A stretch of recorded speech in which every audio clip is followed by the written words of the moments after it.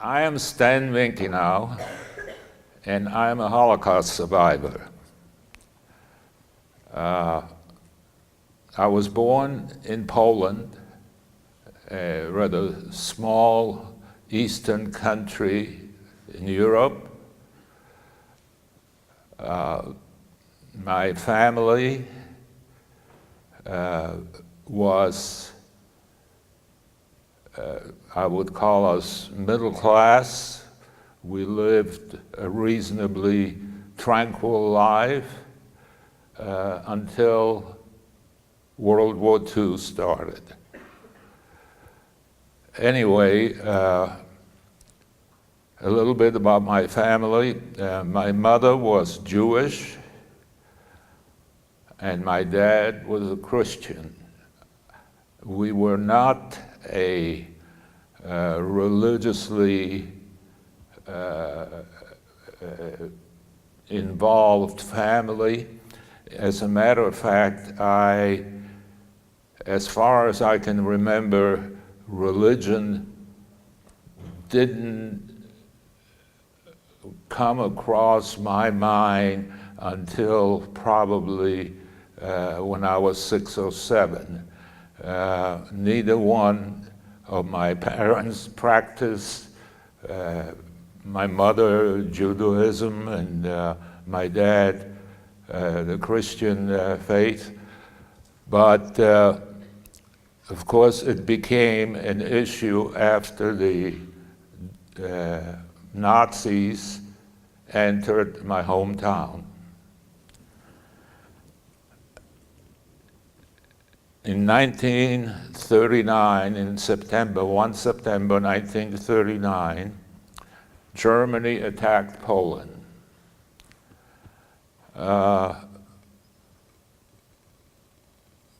It didn't take, as I remember, we were laughing about it because the Germans would never defeat Poland, especially after England and France joined the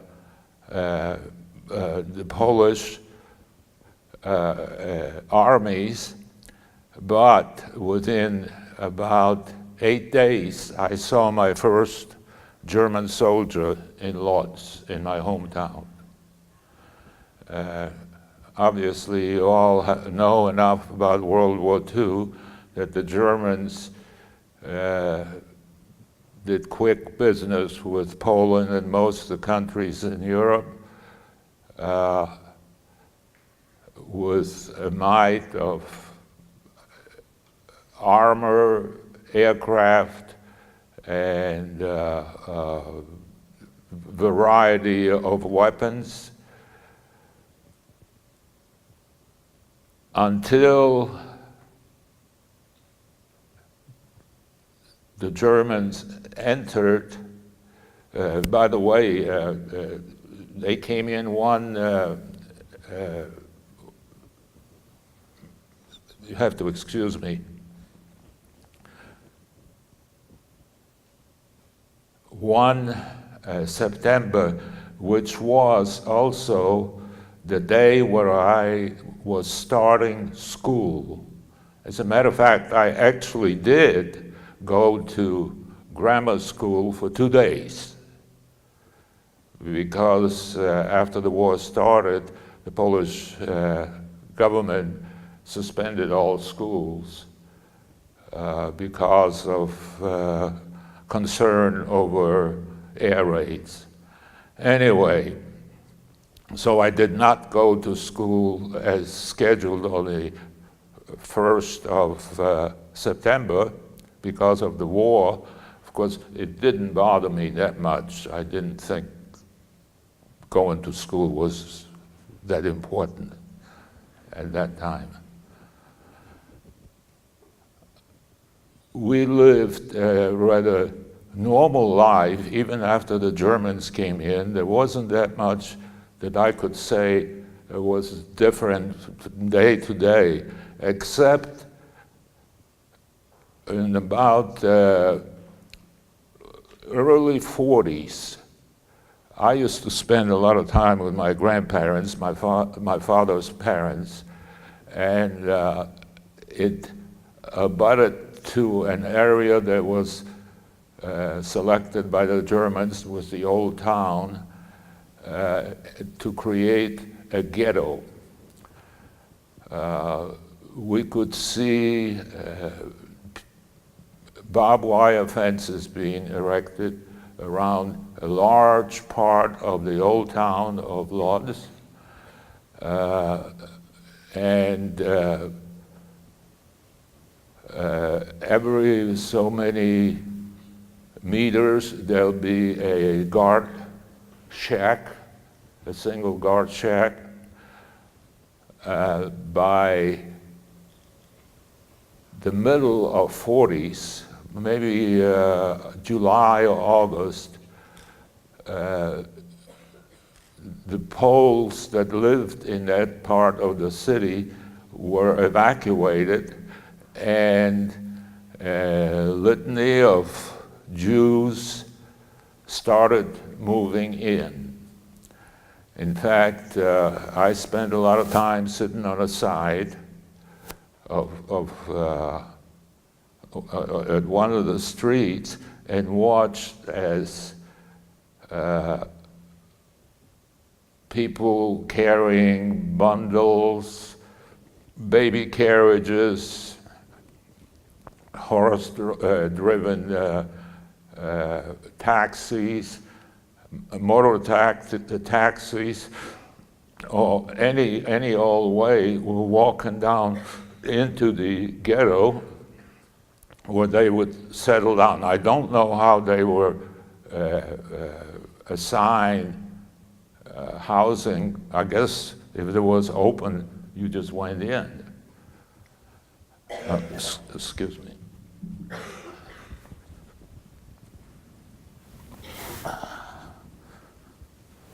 Just don't get old.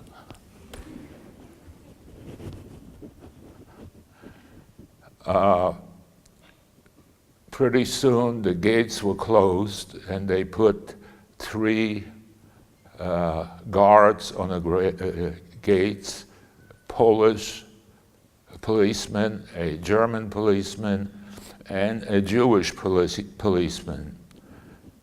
The guardhouses, shacks, were manned every night, and whenever I stayed with my, excuse me.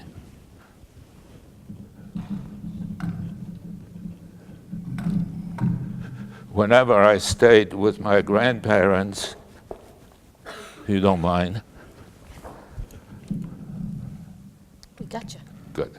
Whenever I stayed with my grandparents, occasionally you'd hear shooting, gunshots.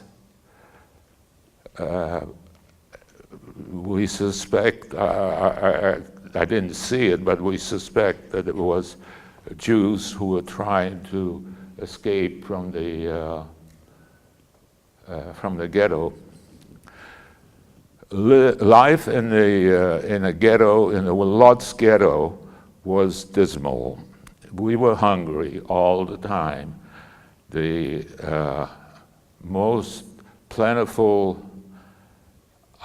food item, was a yellow beet, a beet which was normally used to feed cattle.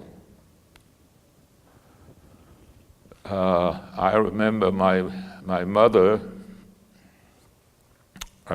doing all kinds of unusual things to the thing, that sometimes we would get it as meat, others as soup, others as dessert, but it was always the yellow beet. Of course, we did have rations which contained,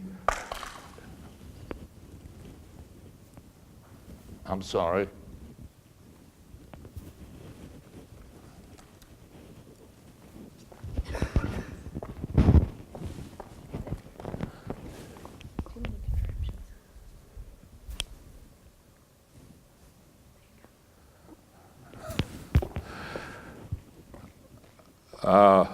occasionally, somewhere or somehow, I don't know how, an old horse will be cornered someplace, and we could buy, if you had the money, you could buy horse meat, which was a delicious meal. And again, my mother would do, I don't know how much horse meat she would buy. It wasn't that often, maybe 3 or 4 times when I was there, but she would use it over 4 or 5 days that you'd get the taste in the soup. You'd have it on the bread. Anyway, she would stretch it as much as possible just to make it palatable for us. As far as what was going on, everybody had to work from 11 to 65, I believe. The kids didn't have any play items. There were no sports, there were no balls, tennis rackets or anything like that. So most of the kids who were not old enough to work played the same thing day in and day out, hide and seek. We would find round stones and play soccer with stones. I remember at one time people were being shipped into the ghetto from various countries in Europe. The Lodz ghetto started off as a collection point for Jews that were brought in from Hungary, Czechoslovakia, even some from Germany, from Austria, and then shipped out to extermination camps. But whenever they came in, when a new shipment come in, you could see that these were different people. They were well-fed. Those of us that lived in a ghetto for some time were kind of skinny, which wasn't all bad. I wish I could lose a couple pounds now. But I remember one gentleman dressed fit to kill in a black, it was winter, so there was a black winter coat with I guess a mink collar, I don't know, and a black hat. And as we were playing soccer on the street, he came by and bent down and picked up a rotten potato. And later on, I kicked myself for not seeing that before he got there. And he squeezed it, and purple smoke came out of that potato, and what it was frozen. Next winter, if you want to try it, take a potato when it's real cold and take it outside and let it lay there until it gets frozen, and then squeeze it, and it'll emit some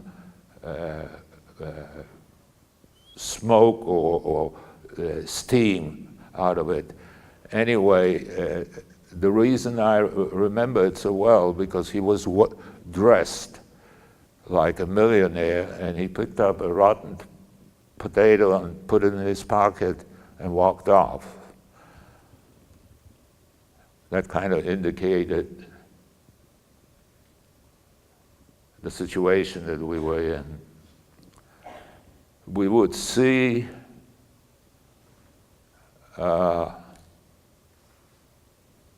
wooden carts,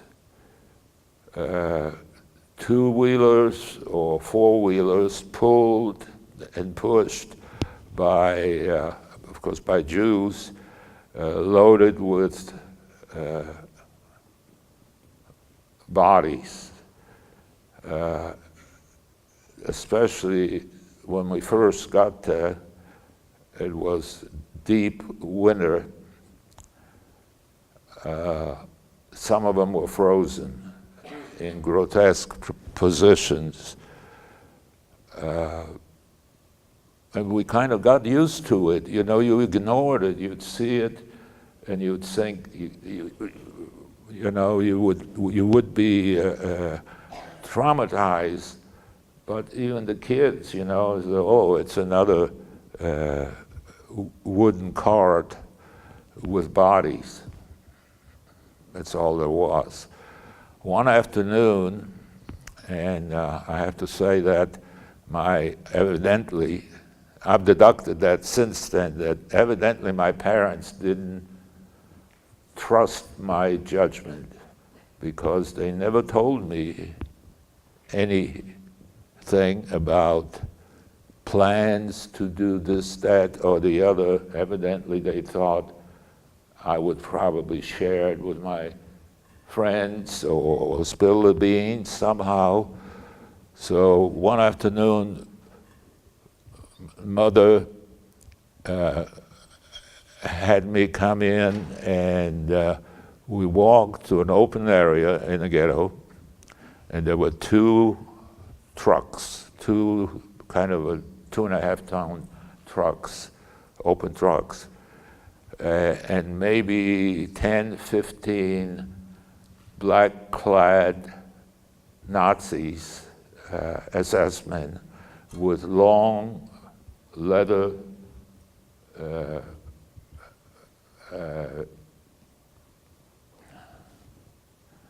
whips that you see by circus tamers to tame animals.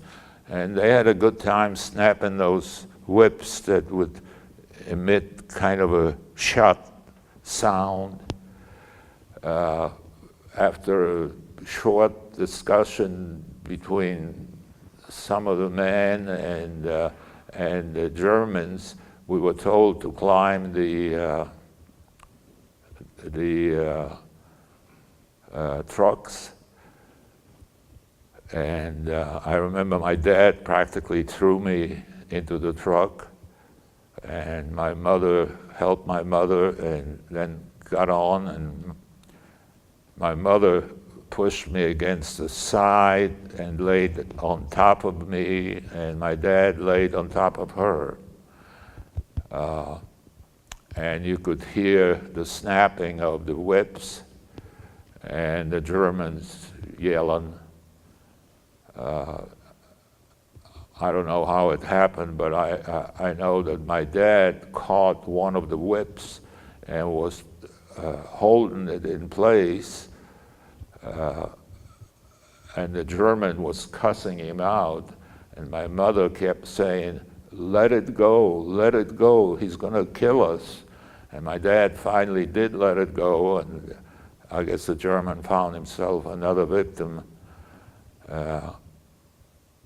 because as we were loading on the trucks, and before we took off, you could hear people crying in pain, and the whips all over the place. Anyway, this was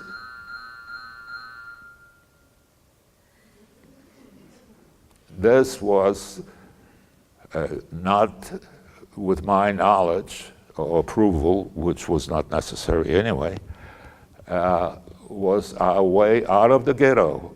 My parents, my dad paid, I believe it cost 300 gold dollars per person, and the SS would ferry you from the Lodz ghetto to the Warsaw ghetto, which was just as confined. You couldn't go anyplace, but it was much more liberal. If you had money, you could eat. So we got on the trucks, we took off, it was late in the afternoon, arrived in Warsaw ghetto around 4 or 5 o'clock in the morning. They dumped us inside the gates, and fortunately my parents had some friends that lived in Warsaw, and we went to their house for a couple hours, and then my mother went out and bought some meat, bread, and whatever else there was, and fixed breakfast. And I remember eating my first solid breakfast, getting sicker than a dog, because I ate too much, and it was too much butter, too much fat. My stomach was just not used to it. Anyway, we stayed in the Warsaw ghetto for about 6 months. And the time, you might have heard about the uprising that occurred in 44, late 43, or early 44, in the Warsaw ghetto. The word was out, the rumors were that the Germans would liquidate the ghetto and send it to the extermination camp. So my father arranged to have a passport which allowed him to come in and out of the ghetto.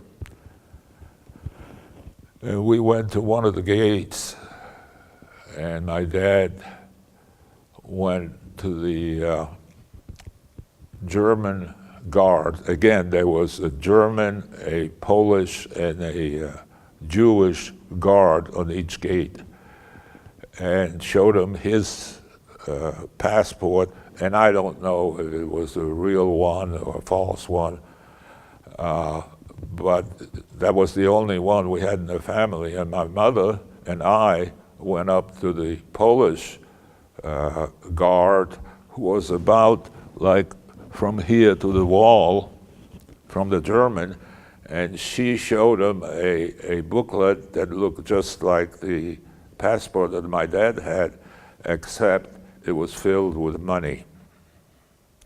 And the Polish guard just picked up the money and put it in his pocket and told us to go. And that is how we escaped from the Warsaw ghetto. By the way, the Warsaw ghetto was much more liberal, as I said before, but still the difference between life and death was just as drastic. If you had money, you could survive. In fact, practically everything was available in the Warsaw ghetto. But if you didn't, you just died of starvation or disease. I remember seeing bodies laying on the street in the morning. You would see beggars during the day, and then after a few days you'd see them laying there. dead, and a wagon, horse-driven wagon would come by, and a couple guys would walk up to the body and nudge it or kicked it or something, and if it didn't move, they just throw them on the wagon and haul them off. By the way, if you have any questions, go ahead and raise your hand, and I'll try to answer them. We moved out of the Warsaw Ghetto on the economy, out in the outside of Warsaw, and lived under an assumed name. The assumed name happened to be my old nanny's last name.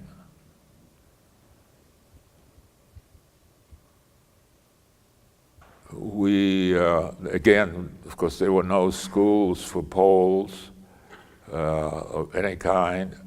So I remember the last year of the war, I was getting some lessons from school teachers that didn't have jobs, and they would teach kids in the area. Ironically, the little village that we moved into after escaping from the Warsaw Ghetto, name, I will tell you what the name is and translate it. The name was Radość, which means in Poland, happiness, and it was.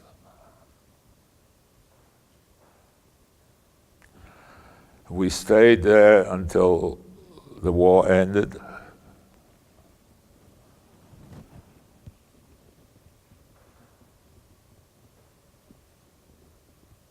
Not everything was happiness after the war. My parents, my father primarily, participated in the underground, which was controlled by the exiled Polish government in London. But in the meantime, the Russians, the communists, organized their own exile government of Poland in Moscow. And if you belonged to or participated in the government in London, you were politically unreliable, and my dad was arrested.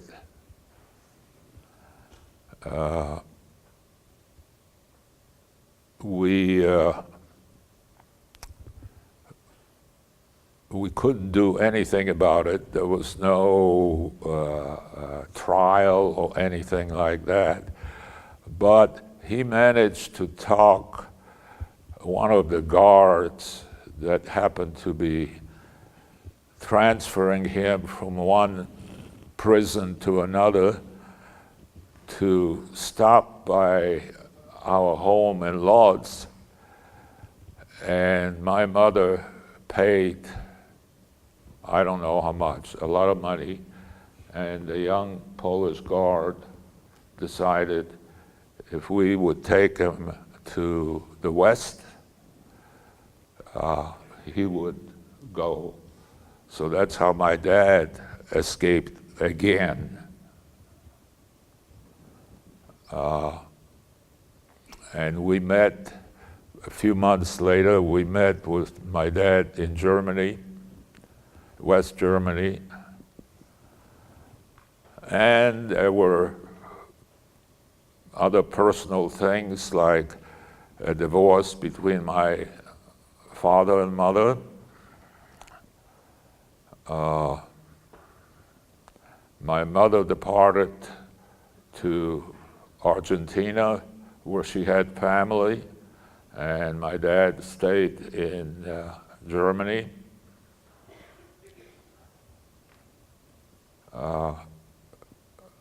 Another problem that I had was I did not speak German. Just spoke Polish. And my dad insisted that I would go to school. At that time, that was in 45, so I was 13. I should have been in the 5th grade, I believe, or 6th grade.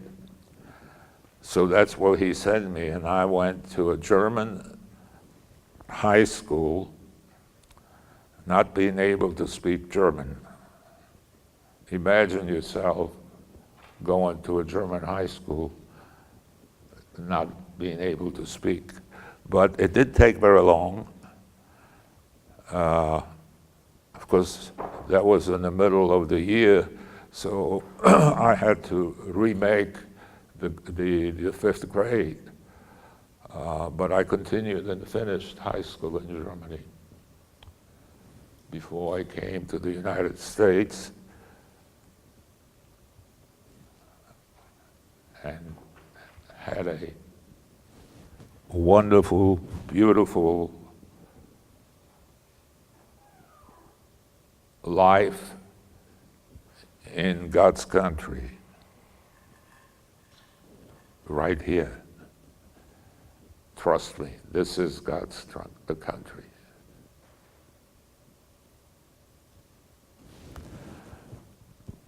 Any questions? Yes. Students, I know you may have some questions. I hope you do. And I would like you to come up to the microphone so that Mr. Minkinow can hear you clearly and ask your question. And just try to keep it quick, but we want to hear what you have to ask him at this time. So just walk up and take turns.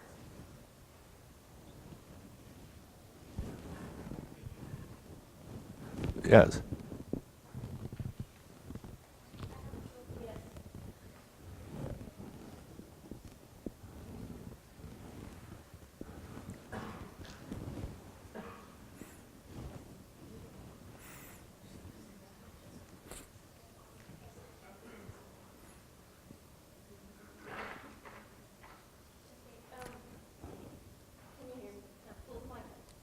I can.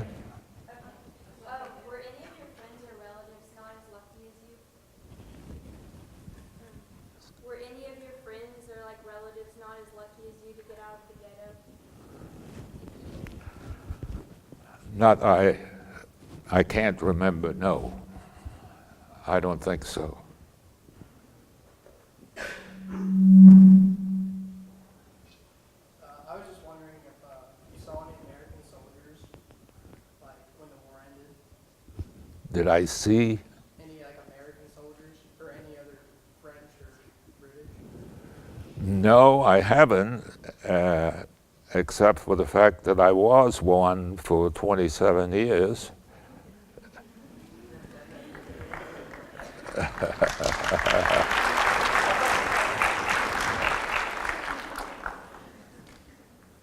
was wondering if you had been able to see any of your family after you moved to the United States, like your father or your mother. My father and mother and I were together all the way through the Holocaust. Afterwards, after my parents separated, I would see, of course, I stayed with my dad. I did not see my mother for about 10 years. And then I visited her several times in South America, in Buenos Aires. She died about 5 years ago.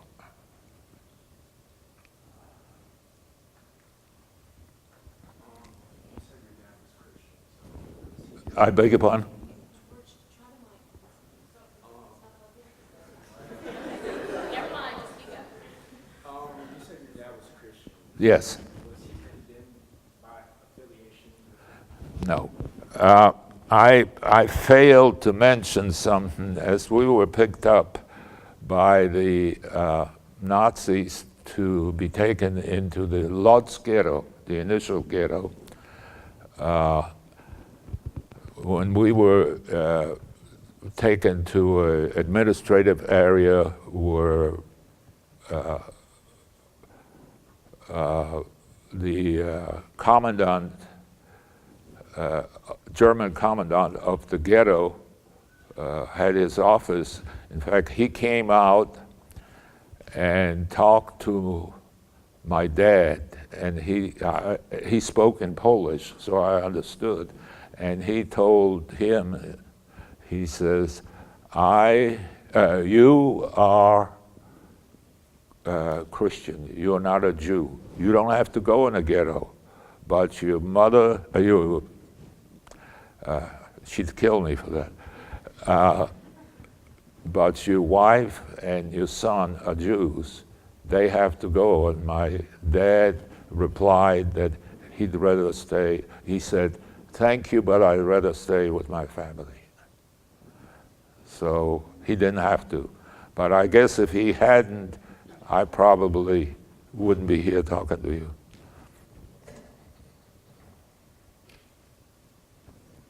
What did the German kids think of you when you went to the German high school after the war?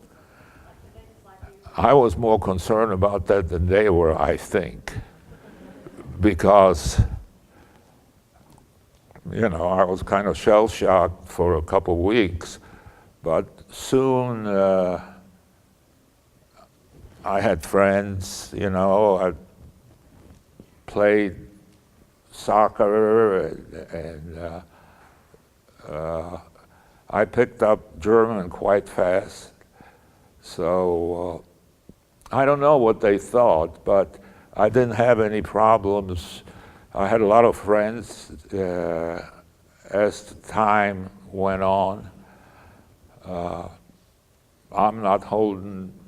I didn't hold any grudges against anybody. I was more concerned about getting along like you do with your classmates.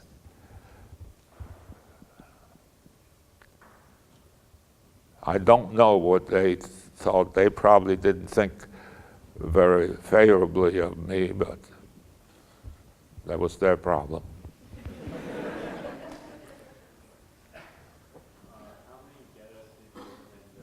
Would you speak up, please? How many ghettos did you live in during the war?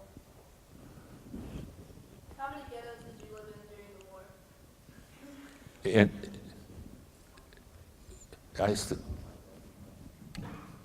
He asked how many ghettos total did you live in during the war?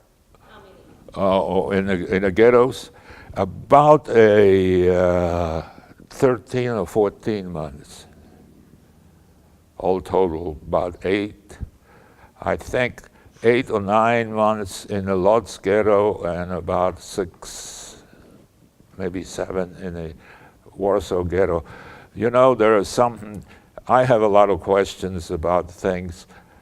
My parents refused to talk about the Holocaust. Both of them, independently, would say the same thing. What was. This is a different life, so forget it. Especially my dad just would not talk about it.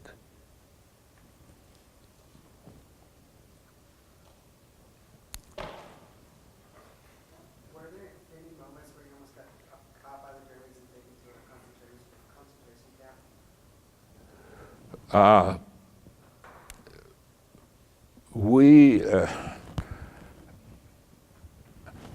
You know, I was, looking back at it, I was smart for my age because it meant survival. So somehow you just acquire the necessary ability to do what will keep you out of trouble. We knew that those that were shipped out supposedly for resettlement in the East were actually sent to an extermination camp in Dachau or Auschwitz. By the way, my grandfather, as far as we can tell, my mother's father died in Auschwitz, and my mother's brother, Roman, disappeared out of Warsaw Ghetto. We don't know what happened to him.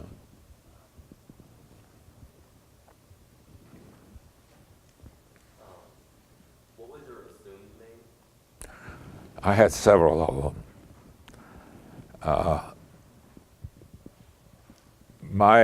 By the way, my name, which is legal, by the way, is my mother's maiden name. I was born as Minkinow, which was my dad's, of course, my dad's name. As my dad escaped from the Russians, from the communists, and we went to West Germany, smuggled ourselves, bought our way into West Germany. We changed our name because my parents were concerned that the secret police, I don't know what his status was, how important he would be, but he did escape from a prison, and so we changed the name to Minkinow, and that's the name that I go by, which I did have changed legally. By the way, I had 2 other names during that time. Yes?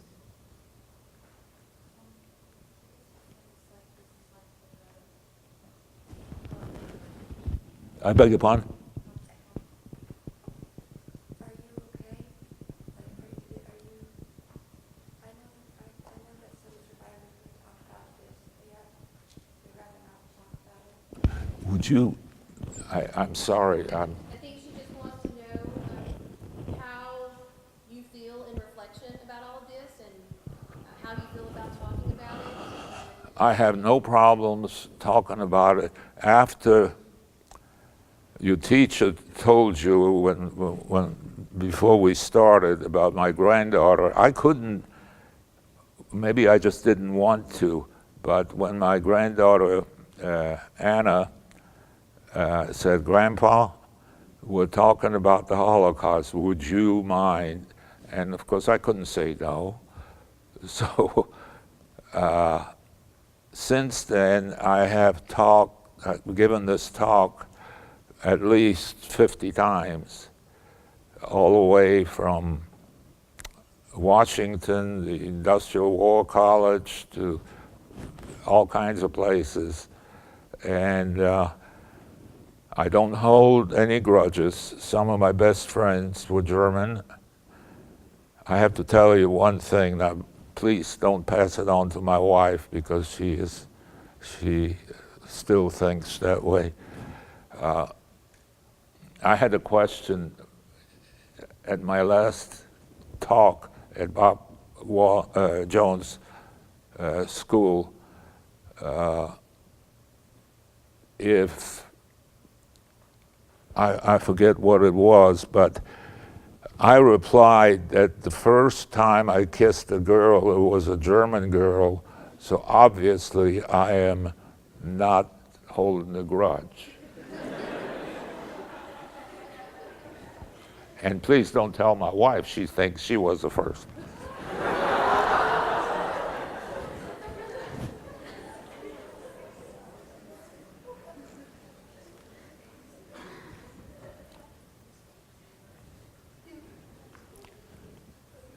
How did you get to America and like what happened once you got here? Okay.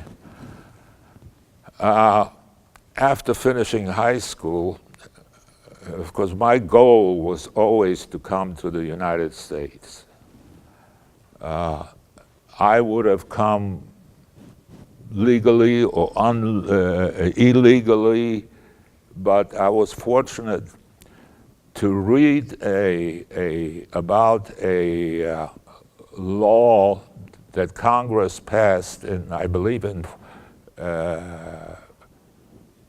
49 or 50, that allowed young men born behind the Iron Curtain and living in Germany after the war, they could join the army, and after serving 5 years, honorably serving 5 years, they could apply for American citizenship.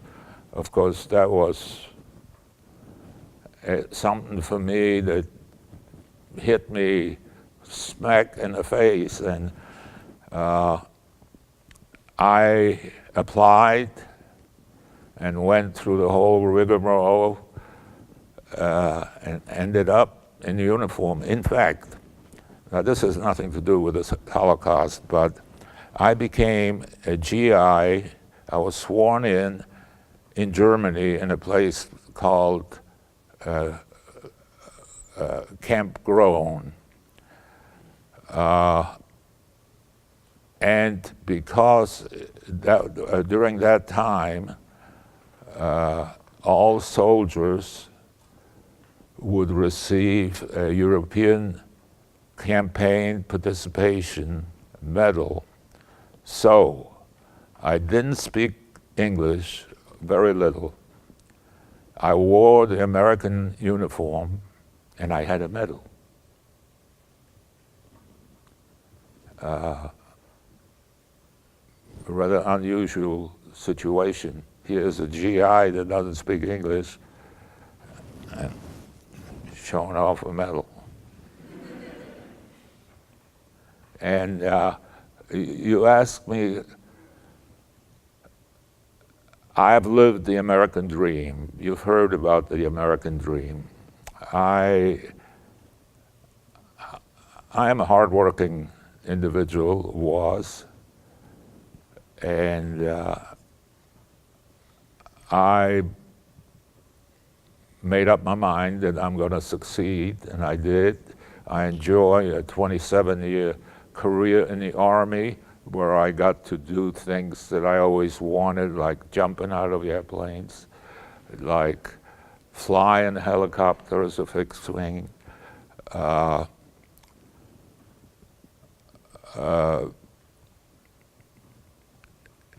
I would do it again if they would let me. I don't think they would want an old man like me. It was the most ideal thing for me to come to the United States. I've been married for 61 years to the same lady, and I have 3 wonderful children who are senior adults now. I have a granddaughter, 2 granddaughters that are lawyers.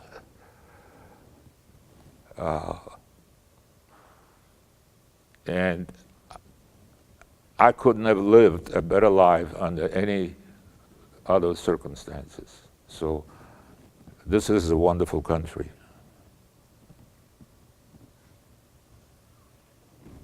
I was wondering, how did you meet your wife?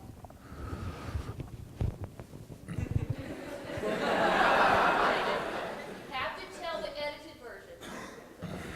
She won't let me tell the truth. No. No. When I was stationed in Fort Bragg, North Carolina, in Special Forces, and the service club would have young ladies come in from Raleigh, Durham, and the surrounding areas once a month by bus to a dance. And that's how she was a real good I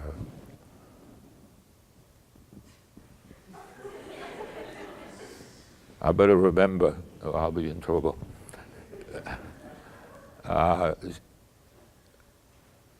Tango dancer, I think.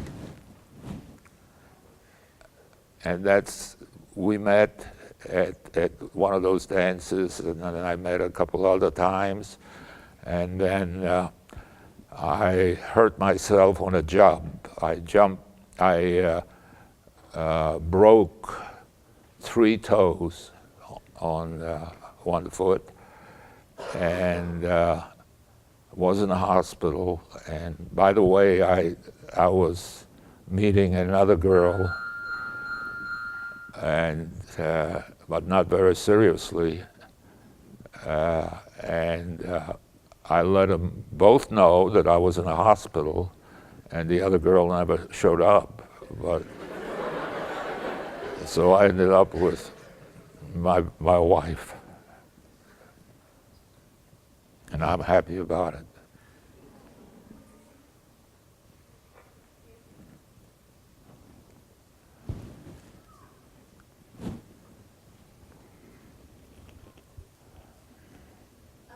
My grandfather was also in the military, and he jumped out of planes as well, also recreationally. I was just wondering, like, is it terrifying for you to jump out? Like, when you jumped out of planes, did it Well, let me first tell you why I jumped, why I wanted to go to jump school. I'm afraid of heights. I am. I am still afraid of heights. And I figured by doing this, I'll get over it. Well, no. It's not petrifying. In fact, it's release.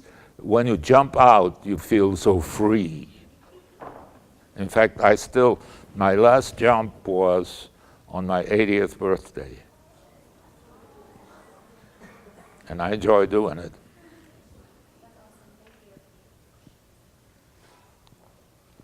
Yes, sir.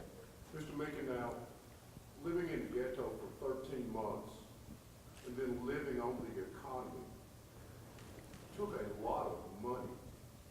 What was the profession of your father? How was he able to amass this money? That's the amazing part to me. It's simple. We had a rich grandfather. True. My mother's father was an international gambler. Obviously, yes, I'm not making it up. Obviously, he was successful because they had a lot of money. We didn't. We were just average folks that lived from hand to mouth pretty much. When we went into the Lord's Ghetto, my grandfather was already there. He already, by the way, I was going to show you those. So we shared some of his wealth throughout, and even after the war, there was, again, I just saw the results, and when I became an adult, I realized what was going on. I thought, everybody had money. No. By the way, this is what we used to wear, something similar to it.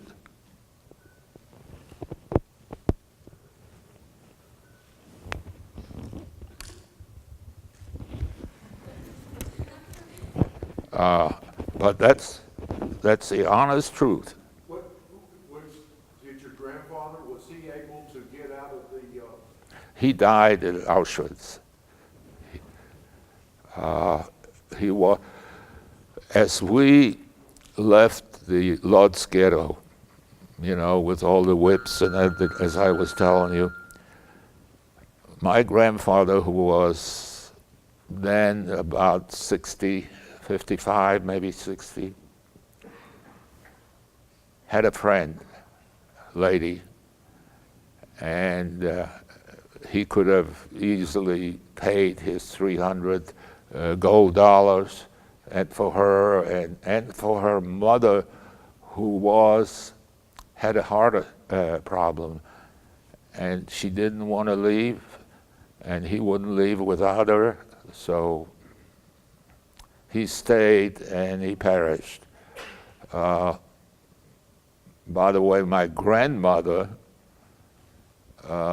spent the war in Belgium, in Brussels, at a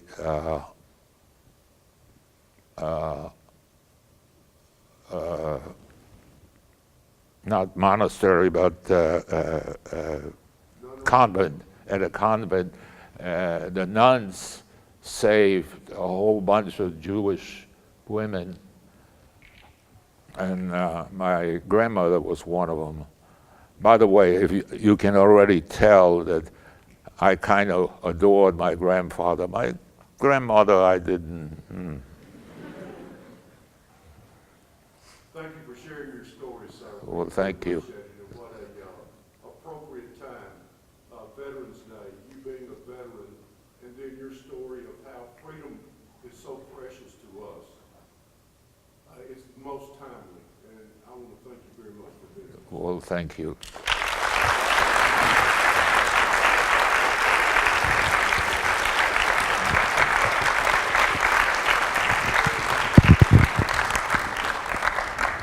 We have time for just a couple more questions, students. If there was someone who didn't make it up before Dr. Fallon came, anyone? Go ahead. Okay, just be loud. Have you ever gone back to your hometown in Poland? Yes, I have once. After the communists left, I took my wife, and we visited my hometown, Lodz, and kind of visited various places in Poland. And by the way, that was just after the communists left, and during the communist time, there was not much progress done, no improvements, things were seedy, and I remember the same paint on the building that we lived in when I came to visit it must have been, what was it, about 99, 2000, something like that. That was there when we left in 45.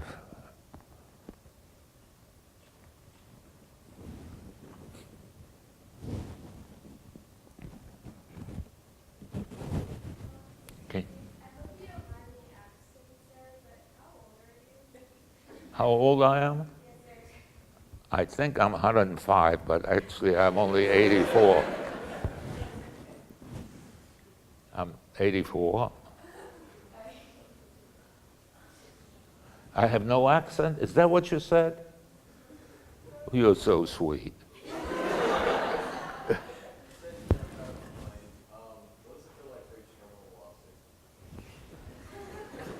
What does it feel like for each terminal velocity when you jump out of it? Well, 6.5 Gs is about terminal velocity that the human body absorbs. Sometimes it gets more than that. Now, I'm not talking about velocity as far as Gs are concerned, but I don't remember what the, I think it's around 300 and some miles an hour for a short period of time.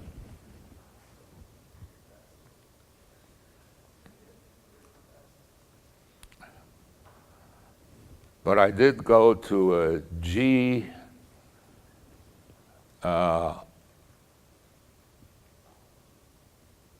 a place where you experience G-forces if you're going to go into space. And I was trying to go into space, but never did because I got sick.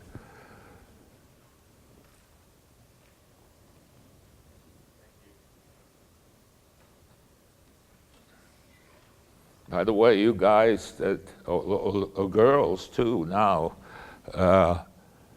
the military is a great career. It really is. In the first place, you get paid well initially. You can try it for 2 or 3 years, whatever it is. And if you don't like to be told what to do, you can get out. If you can cope with it, stay. You'll experience things that you would never experience, I don't know, being a lawyer or whatever. I am all for military service for young people. You'll enjoy it. You make so many friends forever.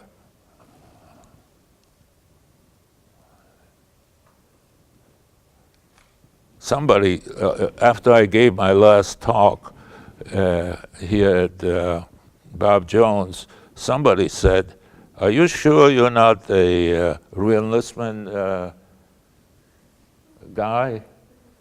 Because I told them the same thing that I just told you.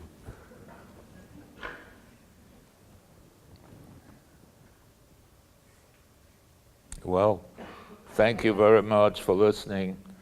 And I have to. Oh, I beg your pardon? Did you ever find any of your friends from the ghetto after the war was over? No. No.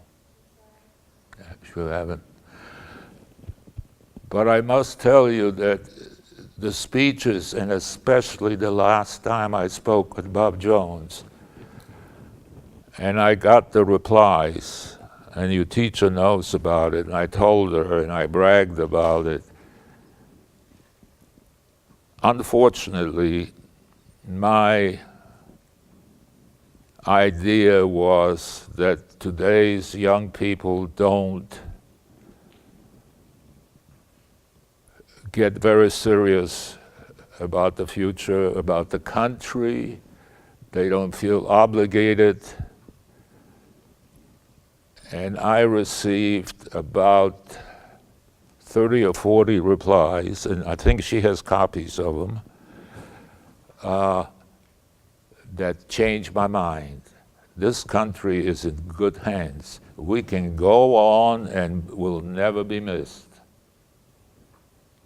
You guys are great, and be proud of it, and be Americans.